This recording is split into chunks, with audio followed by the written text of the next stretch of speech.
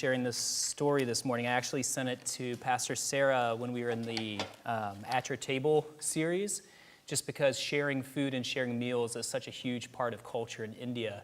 That's something that I really connected with. I apologize. We probably dismissed the kids. Oh, sorry. Yeah, the kids are allowed, encouraged. Probably are wondering when they will get to go. So this is Madeline. Please go with Madeline and have a great morning with Madeline and other volunteers. Thank you so much. You got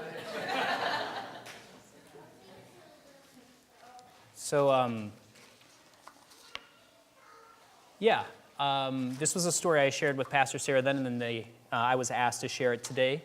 So I just wanted to give you a little bit of background information so the story makes a little more sense.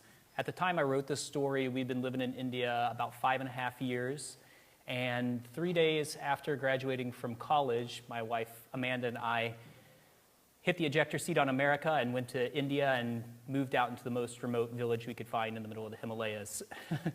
And we lived in that village for the first 5.5 years there, and we were able, with that community, to help start a health center and a school and rebuild the local trail network. But then at the end of that time, it became clear that we needed to move on. There was a lot of political tensions in the area at the time, especially in the village that we were living in, and we were also beginning to see that that community really needed to kind of stand on its own 2 feet, and we needed to move on and start in a new community. So this was a story of a kind of in-between time between the first village that we lived and worked in and the second village that we lived and worked in, a time of exploration and a time of seeking out where we were supposed to be and what we were supposed to do during that next chapter of our time in India. You'll get just a few pictures, a little taste of some of the places we've lived and worked here, just so you can imagine imagine where we were at and have an idea of the places I'm describing. All right. Another piece of background information you might need to know is that Amanda is a midwife, and then I didn't start out in healthcare. I started out in community development, but then I went back and studied primary healthcare, and then later got my EMT as well. So we were just helping out with communities' very basic health needs that were the difference between life and death for a large portion of the communities we worked in. So anyways, here's a story I wrote back in February of 2009. Few things have impressed me as much as the story of the Peregrini. They were Celtic monks who would set sail into the frigid North Atlantic, and what made them exceptional was that they used neither sails nor oars. Their desire was to be driven by the waves and the winds. They believed that wherever they landed was the predestined place where they were to share the joy of God with others. I thought of them as I considered what to include on the packing list for a 10-day excursion on foot across the Himalayas. Now, a typical Westerner might jot down a large rucksack, a tent perhaps, hiking poles, $200 boots, $20 socks, cases of provisions, a stove, pots, pans, utensils. But managing such a load on those mountains would prove daunting indeed. And I wondered, could a traveler so overburdened even look up at the mountains and enjoy where he or she was standing? So it was that I set off on my Himalayan journey, scantily equipped for a Western hiker, but still carrying far too much baggage to be a true Peregrini. In my small red backpack was a single change of clothes, a simple first aid kit, a bottle of water, a few chapatis, which are flatbreads, covered with jam, a bag of almonds, a jacket, reading material, some personal effects, and a large pictorial dictionary of sign language. On the back of my bag, I strapped a pair of elbow crutches.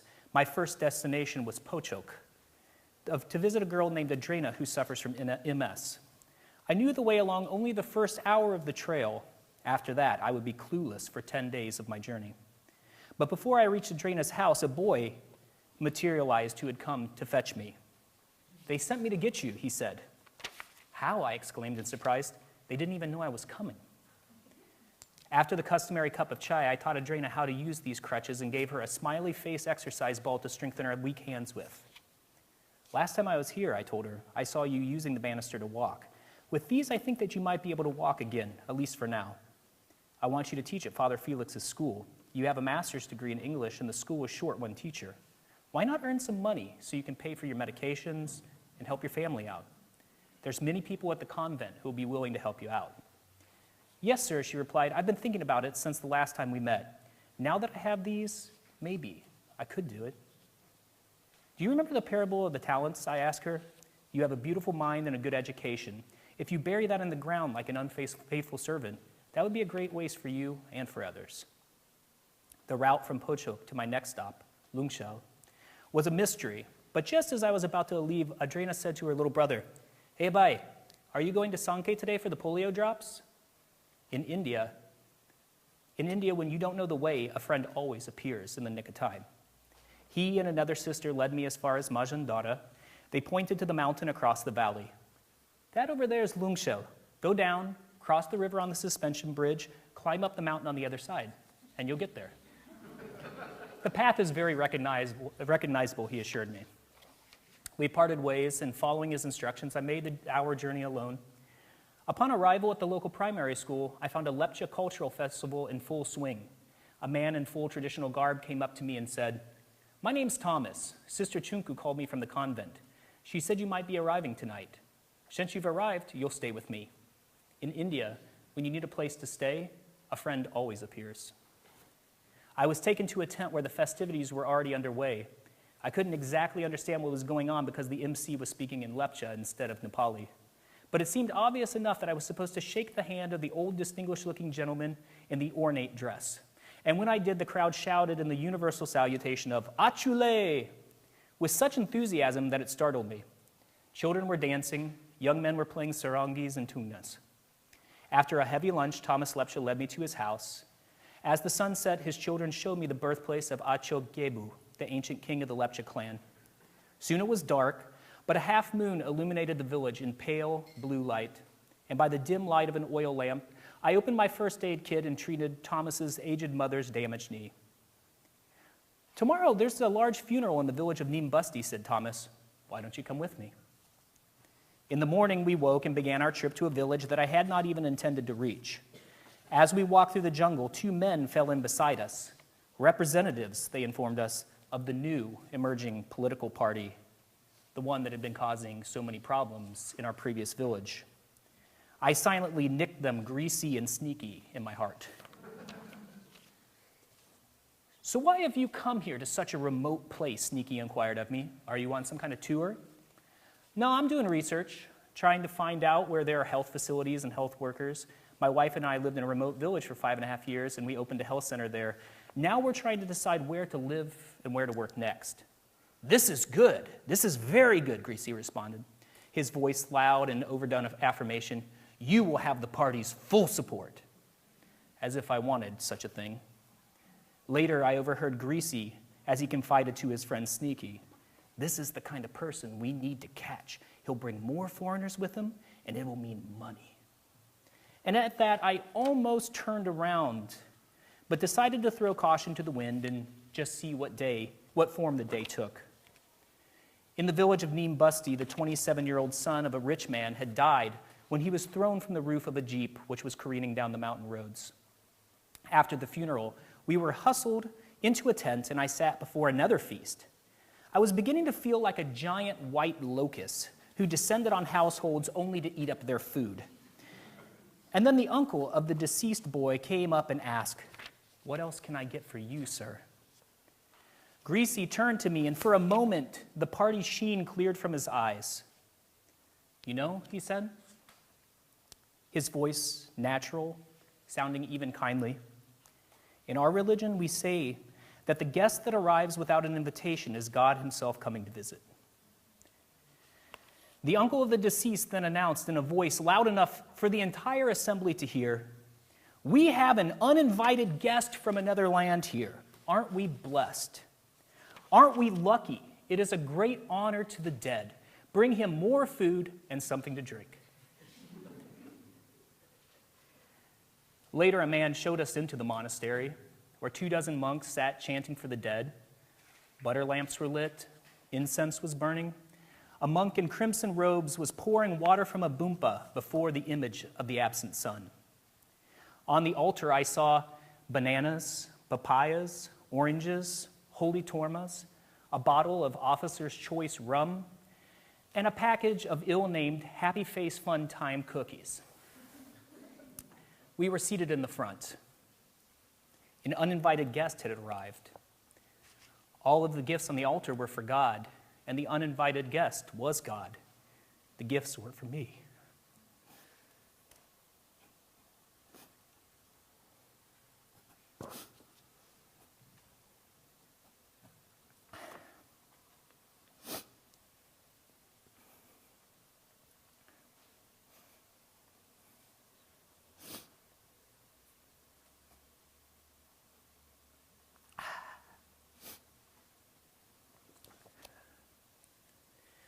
On the way back to Lungsheng, another funeral guest walked with us on the jungle path. Sir, we think you have a lot to teach us. We'd like to hear your advice on how to change our village.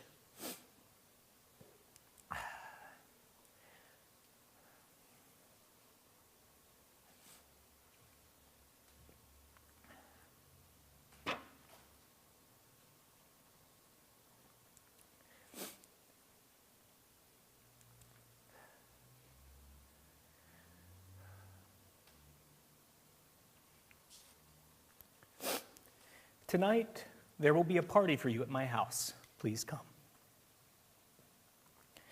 That evening, the moon was waxing, so the night was even brighter than the one before. 25 of us sat around a bonfire. I asked them to tell me the story of their village and the small school that they were running. I told them the story of Daragao, our previous village. They told me about village health problems, and I told them that there were solutions. A table was set for dinner, with plates of rice and bowls of local-style beef stew. Sir, please do not forget our village after you leave. The bonfire had been lit for me. The table had been spread for me. The fatted calf, yet again, had been killed for me. And when I awoke at Thomas's house the next morning, he informed me, "Oh, my wife's father just happens to be going your way. You don't know the trail. He will lead you as far as Gidong." With yet another hearty meal in my stomach, I headed off with a 72-year-old man who, although he also carried a load, skipped lightly across the mountainside. Every half hour or so, we ducked into a random house and drank tea. Each stop offered a great opportunity to continue my research. Several hours later, we reached Gidong and stepped into the house of Chiring Lepsa. When it became apparent that Chiring was traveling the following day to Barboat, which just happened to be my next destination, Thomas's father-in-law turned to me. "Well, you don't know the way, and he is going, so you stay and eat here tonight. Then you won't lose your way." Chiring's wife had worked at Hayden Hall as a paramedic. Throughout the afternoon and evening, she and her husband painted a picture of the surrounding villages and their health condition. The next day, a grandmother came to Chiring's wife for help. Her grandson had thrown a rock and split open her hemophiliac granddaughter's forehead. Chiring's wife was out of bandages, so I stopped by the family's house after breakfast. My little red first aid kit came in handy again. I closed the wound on the girl's head with butterfly strips, and we headed on. And from there, Chiring and I made the grueling ascent to Barboat, where a new Catholic church was being consecrated.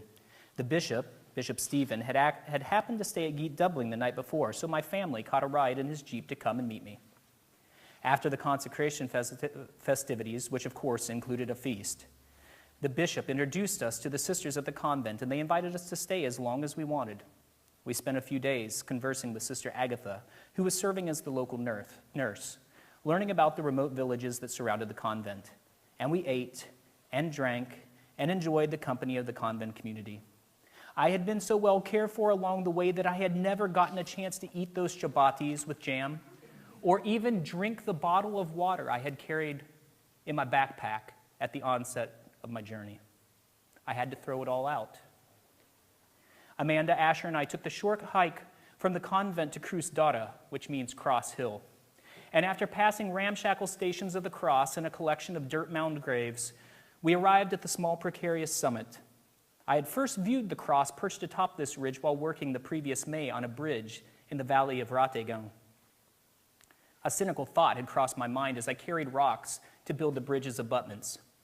It's a shame that we place the symbol of our faith on high places while its realities haven't reached the valleys below, I had thought. As we crested the hill, I relived that moment. Here, Calvary was surrounded by a high barbed wire fence, encircled with a crown of thorns. Whitewashed at one point, the much weather cross had become a petri dish for myriads of strains of mold and mildew and moss which grew in the monsoon. The support beams of the meditation gazebo had rotted away, leaving it suspended on the edge of a massive cliff. The Ratte-Gaun Bridge was just visible from the cliff top. As I looked up at the worn cross again, we were informed that after its construction, some local people had vandalized it mildly in protest. The fence had been erected to keep the vandals out, to prevent further offense. But the stumps of burnt candles on the steps before the fence gate and the empty incense packets scattered in the grass outside the enclosure told me that those rusty barbs had also kept the faithful out. Does God need protection from those he came to save? From those who vandalized him as he hung on his crustata? Does he need humanity at a safe distance? Wouldn't he risk and forgive any offense, any vandalism, in exchange for our intimacy? I wondered. When will we stop building fences to keep out the uninvited guest, to keep out the neighbor? When will we stop building fortifications to keep God contained and safe within our fences? On the morning I left for Ratte-Gaun, we decided to stop by the house of Gemit, a local social worker. She had another visitor, a man from the village of Sungure, whose wife also was a paramedic. We spent the morning talking about which villages didn't have health workers and what were the most important things that needed to happen. Soon it was time to head down to Ratte-Gaun to continue my research. And as I said goodbye to Amanda and Asher and got up to head out, the man from Sungure said, "Oh, I'm going to Mungfell. I'll lead you as far as that." It was a warm day. A cool breeze blew in the valley. The inhabitants were turning the rice paddies with oxen and wooden plows. When I came to the bridge that we'd helped build, it was as solid as the day it was built, with no stone out of place. Not bad for $100 and a group of guys who had never built a bridge before. I went straight to Maila Daju's house, where I had stayed in May. Only his two deaf-mute uncles were at home. When they saw me, they smiled broadly and grunted and used hand signals to lead me into the house, continuing to smile infectiously the whole time. During my most recent trip to the U.S., I had bought the Pictorial Dictionary of Sign Language as a gift for them. We thumbed through the pages together. We quickly learned the signs for chair and table and bed and door and light bulb. These two men, now middle-aged, were for the first time learning a language known by others. And as they flipped through their pages, the two middle-aged men were like children learning their first words. Their hands trembled, like lips mumble their first words. And when I got up to leave, they tried to give the book back to me. Uneducated men, they had never received such a gift. And when I pushed it back into their hands, they were amazed that it was actually for them. I continued on my journey, and when I was a few fields away, I heard a noise, and heard it again. I turned back. Someone was shouting, "Hello, hello." It was the elder uncle. It was the first time I'd ever heard him try to speak. He made a sign which I interpreted as, "You'll come again, right?" I signed back as best I could that I would. Down at Laldosh's house, I heard that everyone in the village would be attending a wedding the next day. If we were to call a meeting, it would have to be that night. Around 7:30, 18 to 20 men were crammed into Laldosh's small receiving room, all talking very excitedly. "This year, thanks to the bridge, we could graze our goats on the other side of the river," said one. "None of the children had any trouble getting to school and back this year," reported another. "It's still in perfect condition. We'll check it again before monsoon to see if any of the bamboo needs changing." When their excitement abated a bit, I asked, "What do you think needs to be done next?" They talked about a primary school, so their children didn't have to walk so far for education. They talked about a health center, and more bridges were needed. And in the end, we decided to send a girl from Ratte-Gaun to the next paramedic training. The village would collect the money to pay for her transportation costs and incidentals. We'd pay for her training. Laldosh's younger brother's wife was 9 months pregnant, so I opened up the first aid kit again and handed them some sterile blades and gauze for tying the umbilical cord and some antiseptic ointment. The following morning, the mother-to-be fed me breakfast, and then I climbed up out of the valley to attend yet another stranger's wedding in Raleigh to which I wasn't invited. It was another sunny day in the cool of winter and another warm welcome in another village I had not intended to visit. Although actually I never saw the bride and groom, I did share in their bridal feast, another spread of delicious food. The next day, I joined Amanda and Asher in Samtar, and we made the hike to the convent in Suruk. We wanted to see the nurse, Sister Miriam. After our previous meeting with her, Amanda had gathered some midwifery supplies and a neonatal resuscitator for her work. She would return the following day to train Sister Miriam in its use. Since we had met Lakshman and Rupi in November, they had called weekly, inviting us to their house. We had met them unexpectedly on a road in Samtar when Rupi was in labor and had helped organize emergency transport for them to the hospital for the time of birth. That evening, we were invited to their house for dinner, and the full moon was so bright it was like daytime minus the color. Asher helped chase the goats into a pen and feed the chickens. A niece and nephew came over, and the three children spent the evening rolling a big wooden wheel around the courtyard. Lakshman borrowed bedding from a neighbor and insisted that we all spend the night. We shared a simple meal of rice and potatoes and chickens. And under the glass on the table was a large poster, a picture of a cornucopia, spilling out exotic fruit. Although such posters typically brandish nonsensical or poorly translated sayings on them in India, this one simply said, "Joy increases when it is shared." The next day back at the convent, a mother and father brought their baby to Sister Miriam. Only 16 days old, the baby had burns over 45% of her body.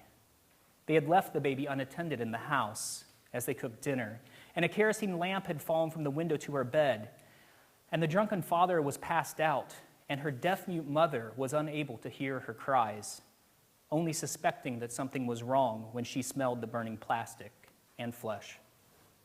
I watched Sister Miriam uncover the child's wounds, her feet, patches on both legs, buttocks, genitals, hands, right cheek were severely burnt. The little girl's ability to walk, her sexuality, her beauty were marred, maybe for life.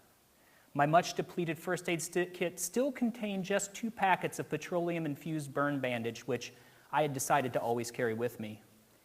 And that day, it was Sister's job to delicately wrap the child up like a mummy. It was not my day to treat, but to pray. And I prayed that those scars would be transformed into beauty marks, attesting to the fact that there is a God that sends ambassadors of his love into a dark world.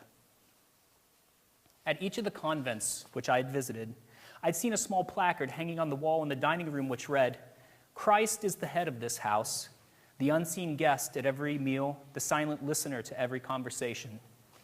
And the first time it read like an overbearing and intimidating mandate. It seemed like Santa Claus, who knows when you're sleeping and knows when you're awake and knows if you've been bad or good, so be good for goodness sake. But after my experience with the sisters, it read quite differently. It felt as if God had really arrived as the uninvited guest and was now silently and compassionately listening to the stories of the day's struggles. In 9 days of travel, I had only spent 45 rupees, about 75 cents. So I was able to give 3,000 rupees to Sister Miriam for the surgical expenses. The next morning, Sister Miriam set off with the burned girl for the hospital in Siliguri. Amanda and Asher and I departed to Kalimpong. And as we were leaving, one of the sisters handed us a bag loaded with chapatis and boiled eggs and cookies and orange juice. I was ending my journey with more than I had begun with.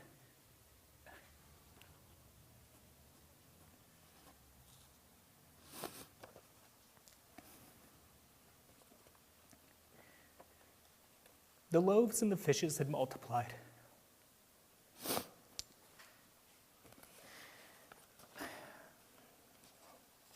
My family hiked for hours along a route that we had never traveled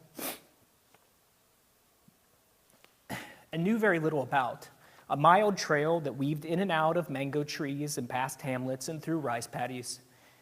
At noon, we rested and feasted from the sister's bag on the banks of a cool mountain stream.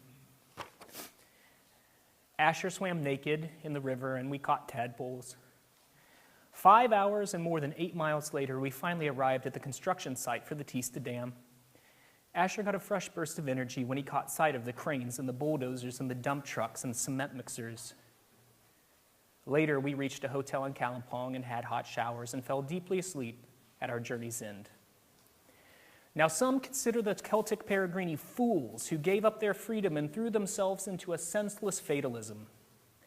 But if I could send a message back in time, I would say to those intrepid monks, I've tasted your desire to be at the mercy of the sea, to be driven by unseen forces. I believe in predetermined landfalls. I have faith that the joy of God increases when it is shared with the land's inhabitants. I hope I have health and strength enough to follow your example all my life.